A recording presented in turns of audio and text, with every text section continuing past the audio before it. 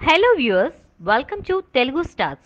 ఈ రోజు రిలీజ్ అయ్యే ప్రేక్షకుల ముందుకు వచ్చిన ఎన్టీఆర్ మహానాయకుడి సినిమా రివ్యూ విశేషాలంటే తెలుసుకోవాలనుకుంటున్నారా? అయితే తప్పకుండా మీరు ఈ వీడియో చూడాల్సిందే. నందమూరి తారక రామారావు అంటే ఓ చరిత్ర, తెలుగువాడి ఆత్మగౌరవం, ఎలాంటి పరిస్థితుల్లోనూ వెనకడుగు వేయని ధీరత్వం. అలాంటి మహానాయకుడి గురించి ఎన్ని మాటలు చెప్పినా రాసినా తక్కువే. అతి సాధారణ వ్యక్తిగా జీవితాన్ని ప్రారంభించి భారతీయ సినిమా పరిశ్రమలో తొలి సూపర్ స్టార్, వెండితెర ఎలవేల్పు అనే మాటలను సొంతం చేసుకున్న వ్యక్తి ఎన్టీఆర్. తెలుగు ప్రజల గుండెల్లో సుస్థిర స్థానం సంపాదించుకున్న గొప్ప సినీ రాజకీయ నాయకుడు జీవితం ఆధారంగా తెరకెక్కిన చిత్రం ఎన్టీఆర్ బయోపిక్. తొలి భాగం ఎన్టీఆర్ కథానాయకుడు జనవరి 9న ప్రేక్షకుల ముందుకు రాగా, రెండో భాగం ఎన్టీఆర్ మహానాయకుడు ఫిబ్రవరి 22న రిలీజ్ అయింది. తెలుగు వాడి వేడిని ఢిల్లీకి చూపిన ఎన్టీఆర్ వెండితెర జీవితం వెండితెర మీద ఎలా ఆవిష్కరించారంటే, నందమూరి తారక రామారావు సినీ రంగం నుంచి రాజకీయాల్లోకి ప్రవేశించడం, ఆ తర్వాత పార్టీ జెండాకు రూపకల్పన చేసి జనంలోకి వెళ్లిపోతారు. ఎన్టీఆర్ ప్రభంజనం చూసి కేంద్రం వేసిన ఎత్తుగడలు, వ్యూహాలకు ఎన్టీఆర్ అడ్డుకట్ట వేశాడు. ప్రజల అండదండలను ఎలా కూడగట్టారు అనేది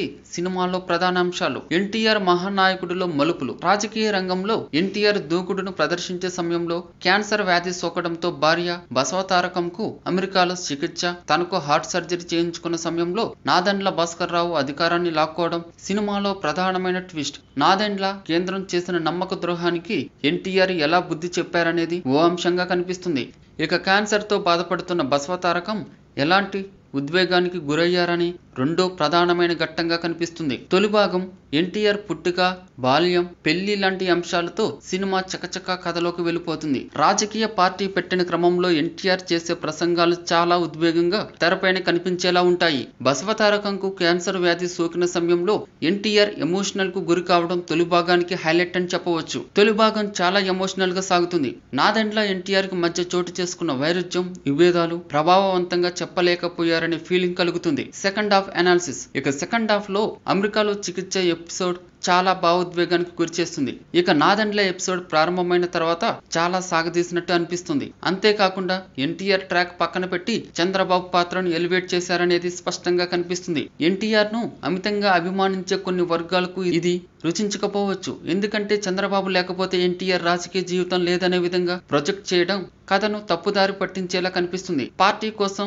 అహర్నిశలు పనిచేసిన దగ్గుబాటి, ఉపేంద్ర లాంటి పాత్రలు నామమాత్రంగానే కనిపిస్తాయి. ఇలాంటి అంశాలు కథలో బలాన్ని బలహీనపరిచాయనడానికి ఆస్కారం ఏర్పడింది. ఎన్టీఆర్ జీవితంలోని భావోద్వేగ సన్నివేశాలకే దర్శకుడు క్రిష్ ప్రాధాన్యం ఇచ్చినట్టు కనిపిస్తుంది. ఎన్టీఆర్ లోని సంఘర్షణ, ముక్కుసూటితనం, ఆవేశం తదితర అంశాలను చిత్రీకరించిన విధానం ఆకట్టుకోలేకపోయిందని ఫీలింగ్ కల్పిస్తుంది. ఎన్టీఆర్ పాత్రకు పూర్తి స్థాయిలో న్యాయం చేయడానికి బాలకృష్ణ చేసిన కృషి అభినందనీయం. తండ్రి పాత్రలో బాలయ్య పరకాయ ప్రవేశం చేశారని చెప్పవచ్చు. బసవతారకంను ఉద్దేశించి సంతానం గురించి చెప్పే సీన్లలో బాలకృష్ణ నటన అద్భుతంగా ఉంటుంది. అలాగే అసెంబ్లీలో గ్రంథి మాధవి, నన్నపనేని రాజకుమారి రెచ్చగొట్టే సీన్లలో బాలయ్య నటన అమోఘంగా ఉంటుంది. బసవతారకం పాత్రలో విద్యాబాలన్ ఒదిగిపోయింది. పార్టీ ప్రచారంలో ఎన్టీఆర్ కు గాయమైన సమయంలో, అలాగే మహిళలకు ఆస్తిలో సగభాగం అనే పథకాన్ని ప్రకటించిన సమయంలో విద్యాబాలన్ నటన హైలైట్ అని చెప్పవచ్చు.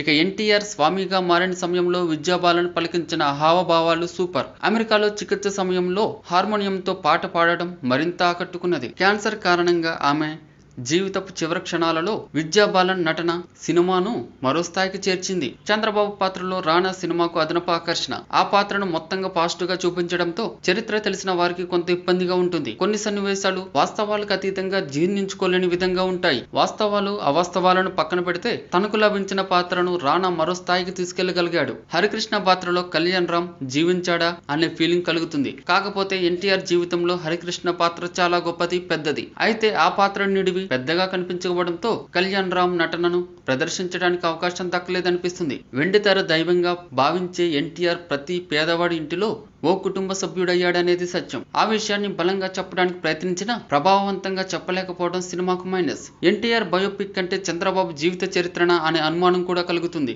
ఓవరాల్ గా భావోద్వేగాలు, చరిత్ర పలికిన సత్యాలు కొన్ని తెర మీద సాక్షాత్కరిస్తాయి. ఈ తరం ప్రేక్షకులు ఎన్టీఆర్ మహోన్నత జీవితం తెలుసుకోవడానికి వివాదాలకు చోటు లేని డిక్షనరీగా ఉపయోగపడే సినిమా అని చెప్పవచ్చు. ఈ వీడియో మీకు నచ్చినట్లయితే లైక్ చేయండి, మీ అభిప్రాయాన్ని కామెంట్ చేయండి. For more latest movie updates please subscribe Telugu Stars.